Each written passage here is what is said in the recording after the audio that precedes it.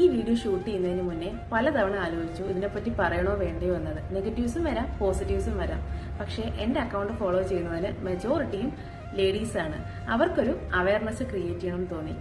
എന്റെ ഒരു friend, she had a breakup. After 4 months ആ കുട്ടിയുടെ എക്സ് ഇവർ റിലേഷൻഷിപ്പിൽ ഇരുന്നപ്പോൾ എടുത്ത ഇന്റിമസി സ്നാപ്സ് എല്ലാം ഓൺലൈനിൽ ലീക്ക് ചെയ്യുമെന്ന് പറഞ്ഞിട്ട് ബ്ലാക്ക് മെയിൽ ചെയ്യുന്നു. ഈ കുട്ടി ഇത് എങ്ങനെ ഫേസ് ചെയ്യുമെന്നറിയാതെ വല്ലാണ്ട് പാനിക്കായി. ഒരു 27 അടുപ്പിച്ച് ഏജ് വരുന്ന പുള്ളിക്കാരി ഇത്ര അധികം ഭയന്നിട്ടുണ്ടെങ്കിൽ കോളേജിലോ സ്കൂളിലോ പഠിക്കുന്ന ഒരു കുട്ടിക്ക് ഇങ്ങനെ ഒരു സംഭവം നടന്നാൽ അതിന്റെ മെന്റൽ ഹെൽത്ത് എന്താകുമെന്നാണ് ഞാൻ ആലോചിച്ചത്. റിലേഷൻഷിപ്പിൽ ഇരിക്കുമ്പോൾ യങ്സ്റ്റേഴ്സ് ഇത്തരം പിക്ചേഴ്സ് എല്ലാം ഷെയർ ചെയ്യും. It's all because of the trust we have on the other person. റിലേഷൻഷിപ്പിൽ ഇരിക്കുമ്പോൾ എല്ലാവരും നല്ലവരായിട്ട് തന്നെ തോന്നും. ബ്രേക്കപ്പിന് ശേഷമാണ് ഇത്തരം സൈക്കോസും ലോകത്തുണ്ടോ എന്ന് തോന്നുന്നത്.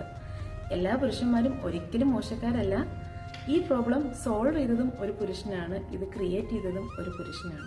സോ ഗേൾസ്, നിങ്ങളൊരു റിലേഷൻഷിപ്പിലാണെങ്കിൽ avoid sharing such type of pictures with any one digital. നിങ്ങൾക്ക് ഓപ്പോസിറ്റ് പേഴ്സണോട് എത്ര ട്രസ്റ്റ് ഉണ്ടെങ്കിലും never share your pics or video anyone through your mobile. നിങ്ങളൊരു നല്ല റിലേഷൻഷിപ്പിലാണെങ്കിൽ നിങ്ങൾക്കൊപ്പം ലൈഫ് ലോങ് ട്രാവൽ ചെയ്യണം എന്ന് ആ വ്യക്തി ആഗ്രഹിക്കുന്നുണ്ടെങ്കിൽ ഇത്തരം ഫോട്ടോസും വീഡിയോസും ഒന്നും നിങ്ങളിൽ നിന്ന് എക്സ്പെക്ട് ചെയ്യത്തുമില്ല. അത് ചോദിച്ച് നിങ്ങളെ ഫോഴ്സ് ചെയ്യത്തുമില്ല. ഇതുപോലൊരു സിറ്റുവേഷൻ നിങ്ങളോ നിങ്ങൾക്ക് വേണ്ടപ്പെട്ടവരോ ഫേസ് ചെയ്യുന്നുണ്ടെങ്കിൽ ആ സിറ്റുവേഷൻ എങ്ങനെ ഹാൻഡിൽ ചെയ്യണമെന്ന് കമന്റ് ബോക്സിൽ കൊടുത്തിട്ടുണ്ട്.